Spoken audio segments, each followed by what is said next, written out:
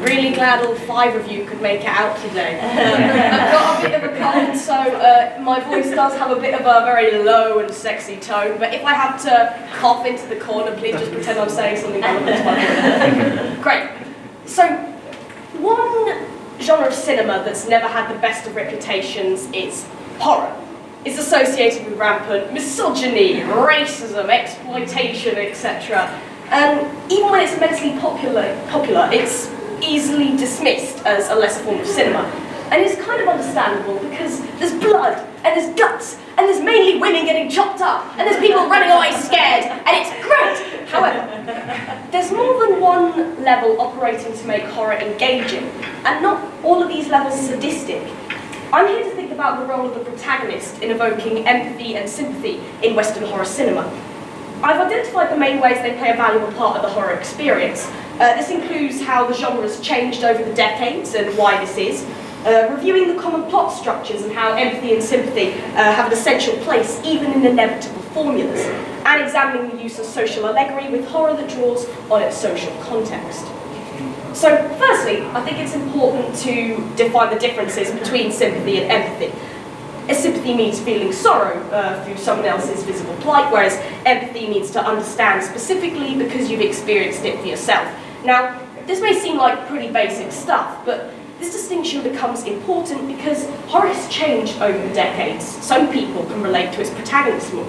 Horror cinema started with its roots in Gothic literature, such as Dracula and the Wolfman, Frankenstein, and there was a very deliberate shift in setting and in characterization to make the protagonists from around the 80s onwards to be as much like normal people as possible. Tony Normand and Graham Marsh note, horror films in the 20s and 30s placed the ghouls a safe distance from the audience enjoying their escapist thrills. In the 80s, it was brought into our own homes and everyday lives.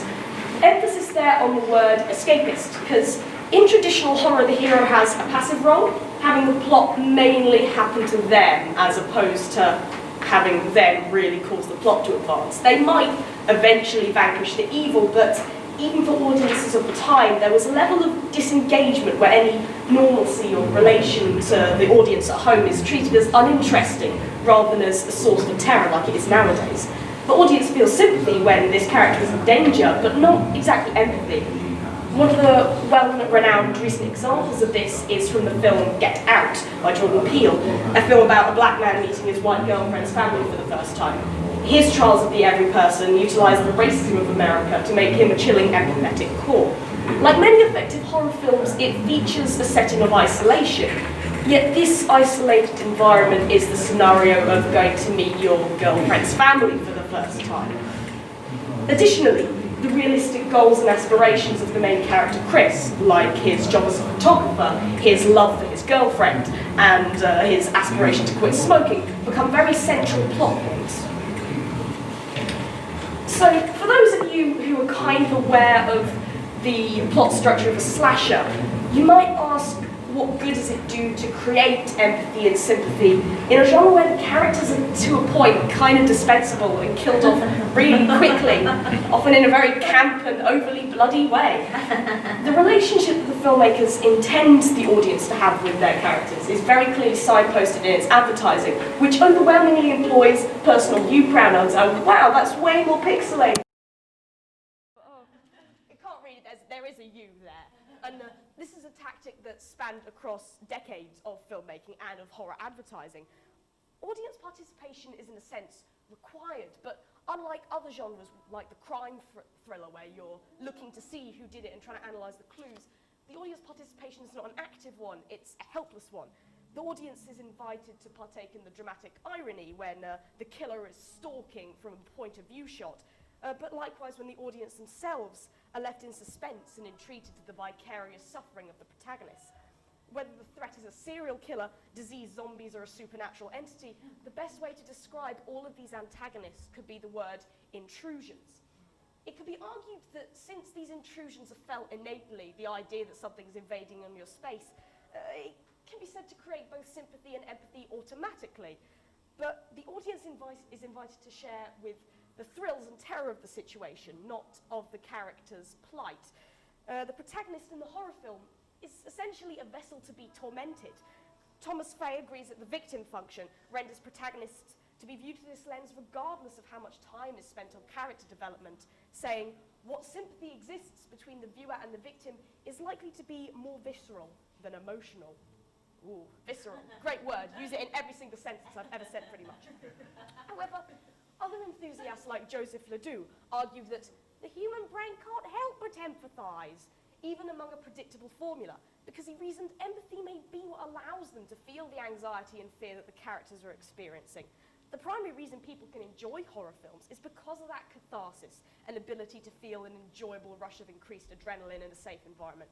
Whatever monster is stalking the doomed protagonists, one could argue that the audience notices this as danger and wishes the figure on screen to try and escape, whether or not this character is hinted to be expendable or not. Now, there is some names that I cannot really pronounce, so I'm probably going to butcher them, of Elsesser and Hagener, sorry, similarly touched upon the ideas of bodily imagery being a channel for vicarious enjoyment, noting that the low cultural status of horror films derives from the sight of the body in its most inarticulate manifestations, but also from the fact that such bodily reactions reach out to envelope and touch the spectator. The physical reaction to viewing sadism on screen creates a sense that investment occurs enough to respect the character's personhood and their mortality, which wouldn't be if zero interest had ever been cultivated in the first bit of the film. Additionally, it should be noted that two films, Alien and The Thing, have been regarded as the best simply because they spend much of their time in the first half making their characters with as much personhood as possible, putting their personhood and their relationships front and foremost, way before they are ever victims. Now, cinema is more than just reflective of the public consciousness. It is the public consciousness. Paul Wells cites the fact that the history of the horror film is essentially a history of anxiety in the 20th century.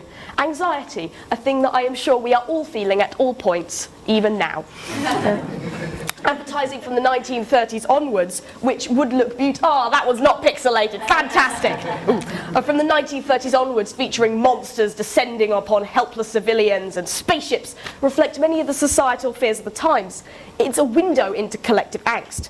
Now, traditional horror dealt mainly with the allegorical and representing foes in a subtextual manner, apart from this one, where the threat is a woman. Whoa! But modern horror has even less use for this subtlety. This could be seen in stuff like the anti-consumerist They Live, where the rich and powerful are aliens infiltrating humanity, and the satirical The Stuff, where an alien substance is commodified and sold only for it to start consuming humans.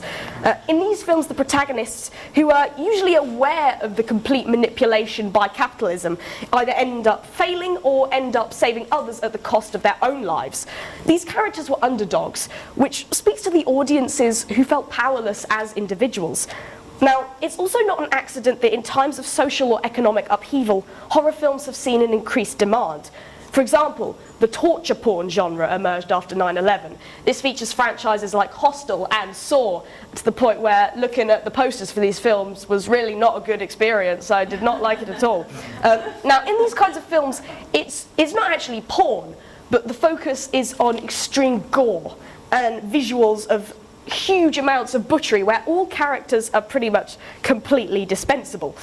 Now, it has far more exaggerated brutality than the now comparably tame Texas Chainsaw Massacre. During this period of America, it was experiencing its first act of terrorism with many casualties, and social divisions began to heighten as the general public was subjected to the ideas of increasing danger. Nobody exists outside of their surrounding cultural anxiety, and therefore there's an inbuilt awareness of the climate the viewer is existing in, which inevitably creates characters that reflect these levels of empathetic characterization. Now, there is so much to talk about with a topic like this that lots of discussion is able to be had on every single one of the points that I've made here, and I would if I did not have a time limit. Now, I'm not trying to claim that every horror film is a sensitive rendition to the human condition, because like many areas of cinema, it's primarily directed by men and primarily aimed towards men, which, not trying to be sexist, but that's not great. Sorry men in the room.